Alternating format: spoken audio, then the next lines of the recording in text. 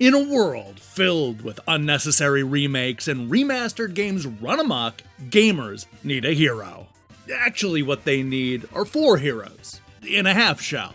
That's right, the Teenage Mutant Ninja Turtles are here to show everybody how to make a high-quality video game compilation that isn't just a giant rip-off.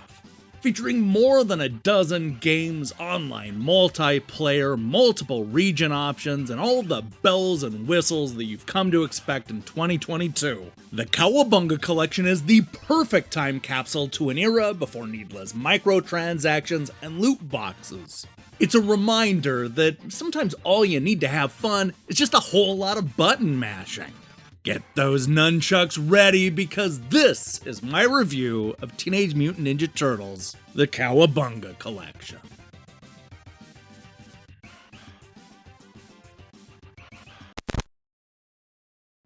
For a little context, I am what you might call an old school Teenage Mutant Ninja Turtles fan.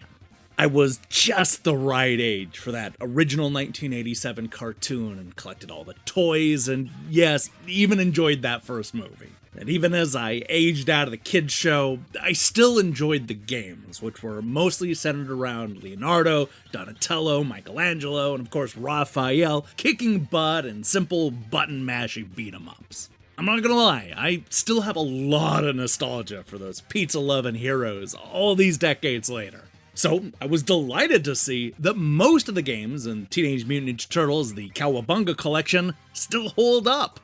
This lovingly produced compilation covers the 8 and 16-bit games that came out between 1989 and 1994.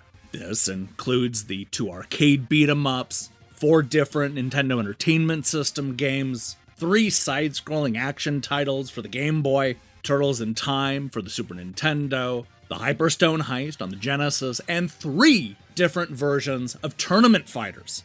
It's a strong lineup with a lot of great brawlers, a few fun surprises, and only a couple of duds.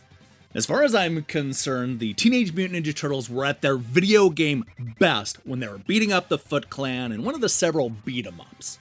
Although a little slow and simplistic by today's standards, the 1989 arcade game perfectly captures what was so great about that cartoon. Between the comedic animations, the non-stop action, the familiar locations, and all of the cool cameos, this game created the template for how to make a great Mutant Turtles video game. You saw this formula used once again in the 1991 follow-up Turtles in Time, which speeds up the action, adds a lot of moves, and takes our heroes through a time-traveling adventure filled with memorable locations and challenging bosses that came straight from the show. This is a classic and many people's favorite Turtles game, and for good reason. This game is a lot faster and more fun than the other brawlers, and seeing the Turtles jump through time is a killer conceit. Its only real competition is the Super Nintendo port, but we'll get to that in a moment. While not quite as good as Turtles in Time, we do get 2 more arcade-style brawlers in the collection, with both the Manhattan Project and the Hyperstone Heist.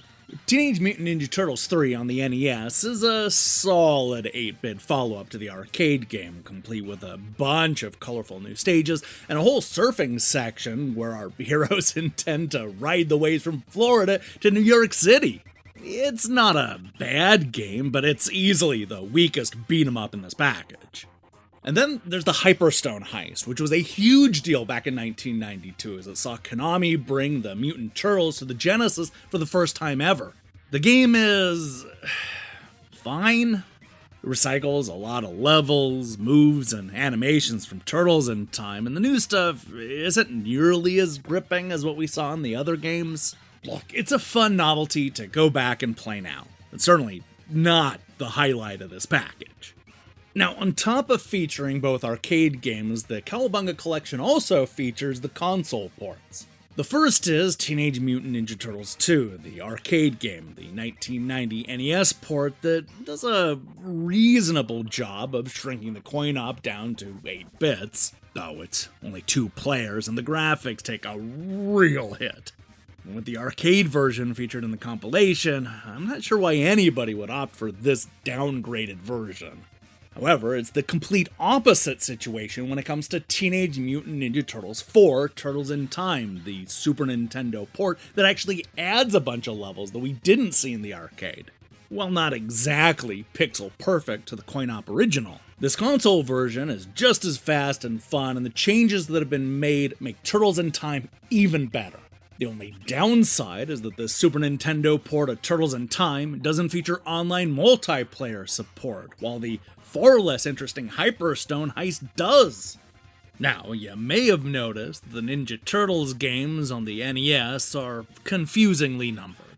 Well, that's because Konami decided to release a standalone, side-scrolling action game on the Nintendo Entertainment System before the beat-em-up hit arcades.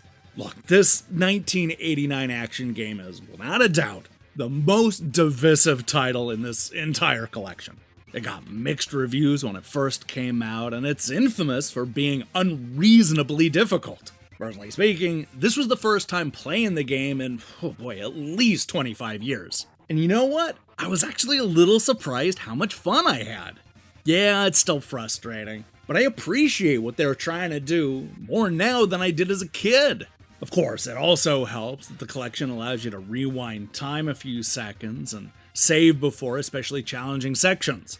It's those quality of life additions that make this game so much easier to play through.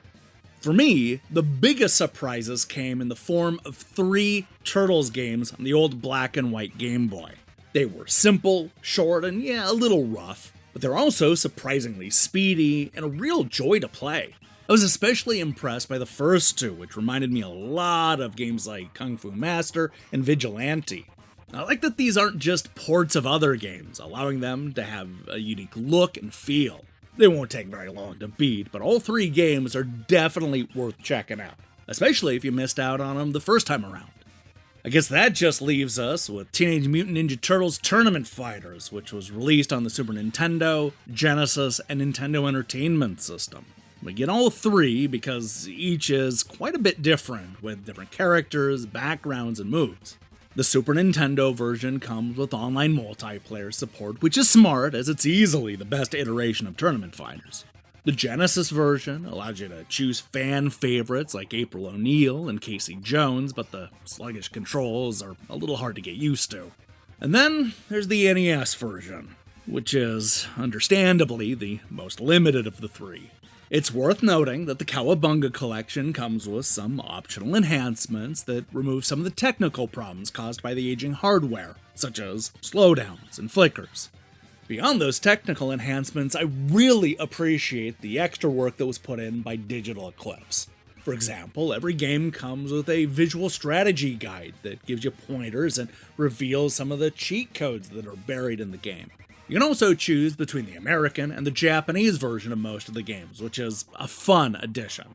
All of this is neatly contained in a good-looking package that is easy to sort and full of great games. The truth is, my biggest complaints are fairly minor and barely worth mentioning. The only annoying thing I found was the placement of the pause button, which was mapped to the R1 button. I found my fingers slipping and hitting that button constantly, pausing the game at just the worst spots. I also found some of the game's specific backgrounds and wallpaper to be a bit bland, especially the one that comes with the arcade version of Turtles in Time. I wish I could cycle through other backgrounds, but the video options are a bit limited. Obviously, a lot of the problems that plagued these games when they were first released are still issues now, even with the enhanced options and ability to save and rewind. The beat-em-ups are still repetitive, with each level moving from left to right as you mash the attack button. The Game Boy games are still short and simplistic. And yes, the original 1989 action game on the NES is still a bit of a mess. There's just nothing that Digital Eclipse can do about that. But the truth is, a lot of us have real nostalgia for these games, even if some of them are flawed. Teenage Mutant Ninja Turtles, the Cowabunga Collection, is a package that reminds us why we loved these games in the first place. Warts and all.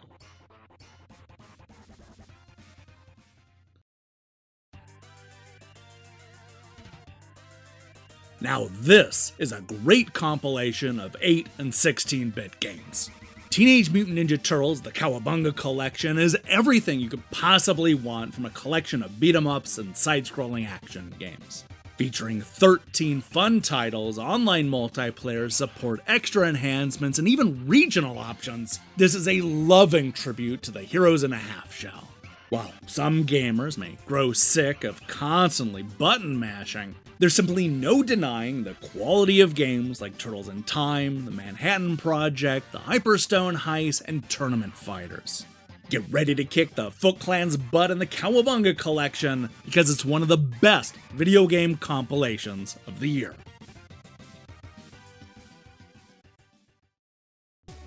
Hey, thanks for watching our review. If you liked what you saw here, then you should know that we post new reviews and features almost every day. Now, here's the question I have for you. What is your favorite Teenage Mutant Ninja Turtles game? Is it one of these, or maybe something more recent? Let me see your picks in the comments below. Now, in case you were wondering, yes, this is a review that was supposed to go up a long time ago. But, you know, things got a little screwy with my ankle injury. But while this review is incredibly late, we'll be right on time when it comes to Atari 50. That's right, I'm currently working through all of the games and interviews. So, look for that review on November 11th. While you wait for that, I strongly recommend you click that subscribe button and support what we're doing here. Until then.